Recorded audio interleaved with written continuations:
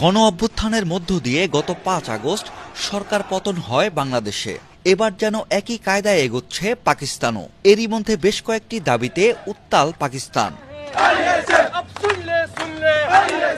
দেশের সংবিধান পুনরুদ্ধার এবং ছাত্র সংঘগুলোকে উজ্জীবিত করার লক্ষ্যে প্রধান বিরোধী দল পাকিস্তান তেহরিক-ই-ইনসাফের ছাত্র শাখা এই আন্দোলনের ডাক দিয়েছে। একই সাথে পাকিস্তানের সাবেক প্রধানমন্ত্রী ইমরান খানকে আগামী ৩০ আগস্টের মধ্যে মুক্তি দিতে বর্তমান সরকারকে আলটিমেটাম দিয়েছে তারা। अगर 30 अगस्त तक इमरान खान को रहा नहीं किया गया तो पूरा मुल्क बंद कर देंगे इंशाल्लाह। স্থানীয় সংবাদ মাধ্যম ডন বলছে, স্পষ্টতই শেখ হাসিনা সরকারের পতন ঘটানো বাংলাদেশি ছাত্রদের আন্দোলনে প্রভাবিত হয়ে পাকিস্তান তেহরিক-ই-ইনসাফের ছাত্র শাখা ইনসাফ স্টুডেন্ট ফেডারেশন বিক্ষোভের ডাক দিয়েছে।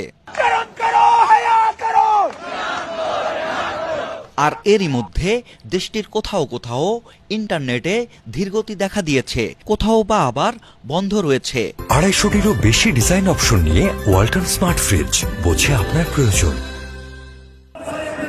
ইন্টারনেট সরবরাহকারীরা বলছেন, সরকারের কড়াকড়ি নজরদারির কারণে এই পরিস্থিতির সৃষ্টি হয়েছে।